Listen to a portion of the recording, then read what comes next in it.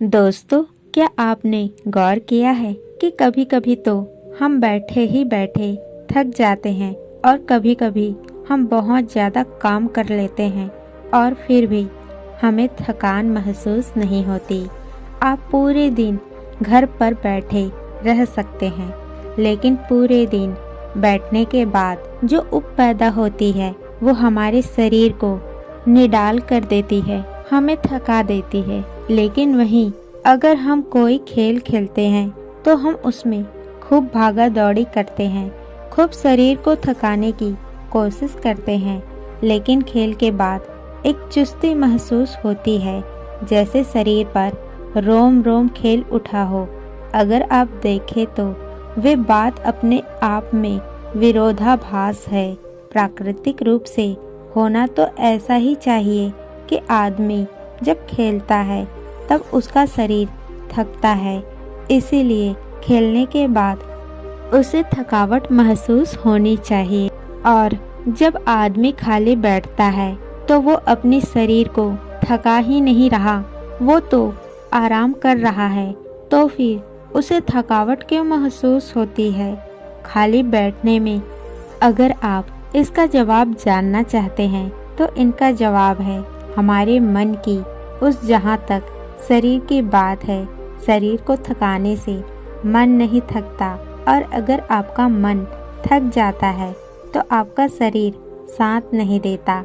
ऐसा ही होता है खाली बैठने में, और मन की इस ऊब को हम तनाव कहते हैं। आज की जो कहानी मैं आपको सुनाने वाली हूँ उसमें आपको तनाव के बारे में संपूर्ण जानकारी मिल जाएगी, और अगर आप तनाव को समझ लेते हैं तो आपके जीवन से दुखों का मिटना निश्चित है, क्योंकि दुख तनाव के कारण ही पैदा होते हैं। तो चलिए कहानी से हम तनाव को समझते हैं। ये उस समय की बात है जब बुद्ध आम्रवन में अपना समय व्यतीत कर रहे थे। उस समय तक बुद्ध की ख्याति दूर दूर तक फैल चुकी थी। काफी दूर दूर से लोग अपनी चिंताओं और दुखों के बारे में बुद्ध से समाधान खोजने के लिए आते थे। ऐसे ही एक दिन जब बुद्ध आम्रवन में अपने शिष्यों को उपदेश दे रहे थे तो एक उद्धेड़ उम्र का आदमी अपने 22-23 साल के लड़के को साथ लेकर बुद्ध की तरफ चला आ रहा था। बुद्ध ने एक नज़र उन पर डाली और उपदेश में बैठने के लिए कहा। जब उपदेश खत्म हुआ तो बुद्ध ने उस आदमी को अपने पास बुलाया और अपने पास बैठने का इशारा किया। जंगल में हरियाली छाई हुई थी और सुहाना मौसम था। जंगल से भांत भांत के पक्षियों की आवाज वहां पर गूंज रही थी। इसके बाद बुद्ध ने उस आदमी से आने का कारण पूछा। इस पर वो आदमी कहता है कि हे तथागत, मैं 2 दिन की यात्रा करके अपने बेटे को आपसे मिलवाने के लिए लाया हूँ। ये मेरा इकलौता पुत्र है। ये हमेशा थका थका सा रहता है। ऐसा लगता है कि इसके शरीर में कोई जान ही नहीं है, कोई प्राण ही नहीं है। अगर हम उनसे कुछ कहते हैं तो हमारे छोटी छोटी बातों पर गुस्सा करता है। इसके देखने की क्षमता उम्र से ही कमजोर हो गई है और इसके बाल भी पकने लगे हैं। मुझे तो कुछ समझ नहीं आता कि ये सब हो क्या रहा है। भला इतनी कम उम्र में इतनी बड़ी उम्र का लगता है। हे बुद्ध, मैं अपने बेटे को लेकर बहुत चिंतित हूँ।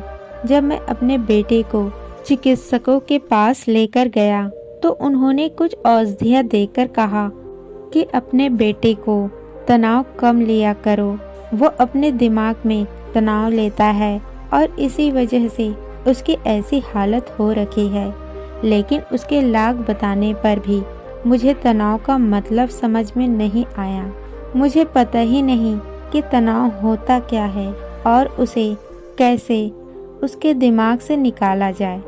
उसके लिए पहले तो मुझे ये समझना होगा कि तनाव होता क्या है, और इसीलिए बुद्ध मैं आपके पास आया हूँ। कृपया करके मेरा समस्या का समाधान कीजिए। ये सुनकर बुद्ध उस लड़के को बड़े गौर से देखते हैं, उसके आंखों में देखते हैं, उसके चेहरे को देखते हैं और फिर उसके हाथ की नब्ज भी देखते हैं। ये सब विधियक करने के बाद बुद्ध उस आदमी से कहते हैं कि तनाव लेना तो कोई नहीं चाहता, लेकिन फिर भी तनाव दिमाग को पकड़ लेता है और इंसान को ये पता ही नहीं चलता कि वो तनाव में जी रहा है। लेकिन अगर वही इंसान तनाव को समझ लेता है, तनाव के बारे में कोई ऐसा पैमाना बना लेता है कि उसे पता ही ना चल सके कि वो कितना तनाव में है, तो उस समस्या का समाधान भी खोज सकता है। मुख्य रूप से तनाव के 8 कारण होते हैं। इसके बाद बुद्ध कहते हैं कि सबसे पहले तो हमें ये समझना होगा कि तनाव होता क्या है। जब कोई इंसान कोई काम कर रहा होता है और उसका मन कहीं दूर भटक रहा होता है, कल्पना में होता है, तो उससे शरीर और मन के बीच दूरी पैदा हो जाती है। और जितनी दूरी शरीर और मन के बीच दूरी होगी, हम उतनी ही निद्रा की अवस्था में होंगे। और इसी दूरी को ही, इसी खिंचाव को तनाव कहा जाता है। कोई खेल खेलने के बाद आदमी चुस्ती महसूस क्यों करता है? हालांकि उसने अपने शरीर को तो थकाया है, लेकिन समझने की बात यह होती है कि खेल खेलते वक्त मन और शरीर पूरा उस खेल पर केंद्रित होता है, जिससे शरीर और मन में दूरी पैदा नहीं होती और कोई तनाव पैदा नहीं होता, बल्कि हमारा तनाव दूर हो जाता है। और वहीं पर जब हम कोई अरुचिपूर्ण कार्य करते हैं जिसमें हमारा मन नहीं लगता, तो हम शारीरिक रूप से वो काम तो करते हैं, लेकिन हमारा मन कहीं दूर कल्पना में भटक रहा होता है। इससे ये शरीर और मन में दूरी पैदा हो गई और तनाव ने जन्म ले लिया। इसलिए इंसान को एक बार में एक ही काम करना चाहिए और उसी पर अपना तन और मन केंद्रित रखना चाहिए, जिससे आपके भीतर कोई तनाव पैदा ही ना हो। तनाव के कुछ मुख्य कारण भी होते हैं। इसके बाद बुद्ध कहते हैं कि अगर हम इन कारणों को जान लेते हैं तो हमारे अंदर तनाव कभी भी पैदा नहीं होगा। मुख्य रूप से जो कारण है, उससे सबसे पहला कारण होता है महत्वाकांक्षा। महत्वाकांक्षी अच्छी बात होती है, लेकिन कभी अपने गौर किया है कि इंसान के लक्ष्य कभी पूरे ही नहीं होते, क्योंकि इंसान का कोई लक्ष्य होता ही नहीं है। जब इंसान एक लक्ष्य को प्राप्त कर लेता है तो दूसरा लक्ष्य स्थापित हो जाता है और इसलिए वो अपने लक्ष्य को पाने के लिए गोल गोल घूमता ही रहता है। इसलिए जो इंसान ज़्यादा महत्वाकांक्षी होता है, जिसे बड़े बड़े लक्ष्य प्राप्त करने होते हैं, वो वर्तमान में कभी नहीं जी पाता। उसका मन हमेशा भविष्य की योजनाएं बनाता रहेगा और बस उसका शरीर वर्तमान में होगा, उसका मन भविष्य में होगा।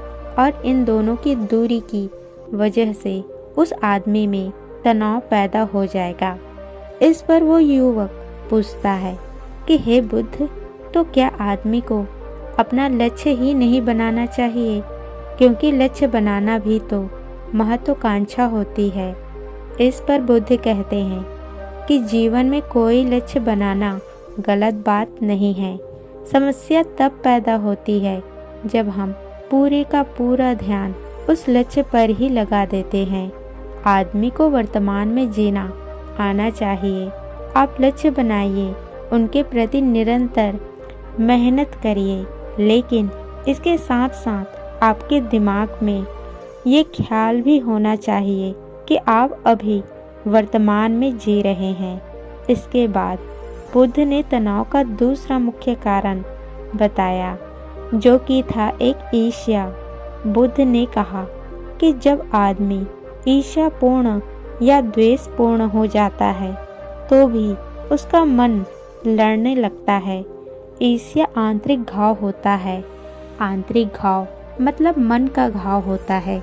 शरीर का घाव तो भर जाता है, लेकिन मन का घाव कभी नहीं भरता। इसलिए इंसान को दूसरों की तरह किसी से कभी ईर्ष्या नहीं करनी चाहिए। तनाव का तीसरा मुख्य कारण होता है किसी दूसरे से उपेक्षा। बुद्ध ने बताया कि एक बाप होने के नाते वो अपने बेटे से बहुत सारे उपेक्षाएं रखता है कि मेरा बेटा एक कामयाब इंसान बने। वो जिस तरह मैं चाहता हूँ उस तरह का जीवन जिए। और जब आदमी किसी से उपेक्षा करने लगता है तो कहीं न कहीं अनजाने में खुद के लिए तनाव पैदा कर रहा होता है। जरा सोचिए कि वही बेटा अगर अपने बाप के हिसाब से नहीं चलेगा, वो नहीं बन पाएगा जो उसका बाप चाहता है, तो फिर उसके पिता के मन में तनाव पकड़ लेगा। इसलिए किसी से भी उपेक्षा नहीं करनी चाहिए, ना ही दूसरे और ना ही खुद से। इसके बाद तनाव का अगला मुख्य कारण बताते हुए बुद्ध ने कहा कि अरुचिपूर्ण कार्य करने से भी मन में तनाव पैदा होते हैं। जिस काम में हमारा मन ही नहीं लगता, जिसमें हमारी रुचि ही नहीं है, तो उस काम में हम अपना मन ही नहीं लगा पाएंगे। हमारा मन कल्पनाओं की उड़ान भरेगा और हमारा शरीर वहीं बैठा रहेगा। इसलिए दोनों में दूरी पैदा होने की वजह से ये भी तनाव का कारण बन जाता है। इसलिए आदमी को सिर्फ रुचि के हिसाब से ही कार्य करने चाहिए। इसके बाद बुद्ध ने कहा कि शारीरिक दुख भी तनाव का कारण होता है। जब आदमी को कोई शारीरिक कष्ट होता है तो वो आदमी का मन उसी बीमारी के बारे में सोचता रहता है, जिससे उसके मन में दुख के विचार पनपते हैं और वहाँ पर तनाव पैदा हो जाता है। ये सुनकर उस आदमी ने कहा कि हे बुद्ध, शारीरिक दुख तो किसी को भी आ सकता है, तो क्या वो आदमी हमेशा तनाव में ही जिएगा? इसका जवाब देते हुए बुद्ध कहते हैं कि ये बात ख्याल करने की होती है कि हमारा जीवन दुखों का आभार है। जैसे जैसे हमारी उम्र बढ़ती है वैसे बीमारियां आती है, दुख आते हैं और एक दिन मौत भी आती है। तो बीमारियां जीवन का अभिन्न हिस्सा है। किसी को समय से पहले आती है तो किसी में बाद में आती है।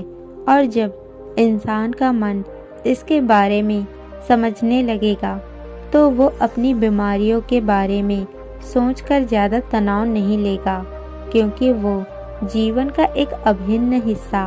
और इसके लिए आदमी को शारीरिक रूप से भी अभ्यास करते रहना चाहिए, ताकि उसका शरीर लंबे समय तक स्वस्थ बना रह सके। और ये भी जान लो, तनाव का एक मुख्य कारण होता है अपनी योजनाओं को समझने के लिए वक्त ना देना। कुछ इंसानों के मन में कोई ख्याल पनपता है और वो उस पर बिना सोचे समझे कार्य करना शुरू कर देते हैं, और जब उस काम में नाकामयाबी मिलती है तो वो तनाव सा हो जाते हैं, क्योंकि उन्होंने वो काम शुरू करने से पहले उसके बारे में पूरी जानकारी नहीं ली थी। आदमी को कोई भी योजनाएं बनाते वक्त उसके पूरे परिणाम के बारे में सबसे पहले सोचना चाहिए। हमें ये सोचना चाहिए कि अगर ये योजनाएं काम नहीं हुई तो फिर मैं क्या करूँगा, और इसलिए अपनी योजनाओं को समझने के लिए पूरा वक्त देना, ताकि भविष्य में उस काम के प्रति कोई तनाव पैदा ही ना हो। और सबसे आखिरी कारण जो तनाव का होता है वो होता है ज़्यादा सोचना।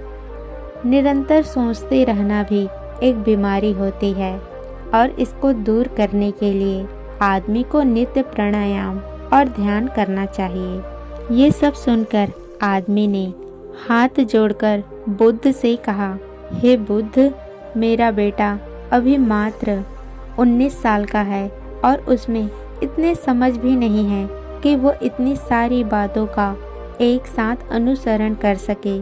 कृपया करके तनाव मुक्त रहने का कोई आसान सा मंत्र बता दे जिससे आदमी उस मंत्र का अनुसरण भी कर सके और तनाव मुक्त भी रह सके।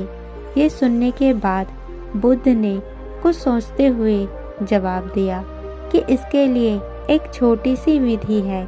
अगर तुम इतनी बातों का पालन नहीं कर सकते तो तुम एक बार में एक काम को करने पर ही ध्यान लगाओ। जो भी तुम काम कर रहे हो बस एक काम एक बार करो और उस काम में पूरा ध्यान लगाकर करो। अगर तुम्हारा ध्यान इधर उधर भटकता है तो जब याद आए तो वापस उसी काम पर लगा दो। ये सबसे आसान और सबसे अच्छा तरीका होता है तनाव मुक्त रहने का। अगर तुम खाना खा रहे हो तो खाना खाने में ही अपना ध्यान केंद्रित कर दो। अगर तुम चल रहे हो तो चलने में ही अपना ध्यान केंद्रित कर दो।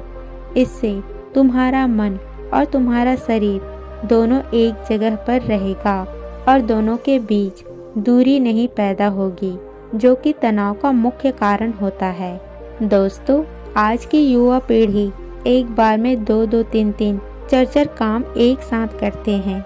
जैसे कि कोई आदमी खाना खाते वक्त टेलीविज़न देखता रहता है, फ़ोन पे बात भी करता रहता है और फिर बाद में कहता है कि मैं तो तनाव में रहता हूँ।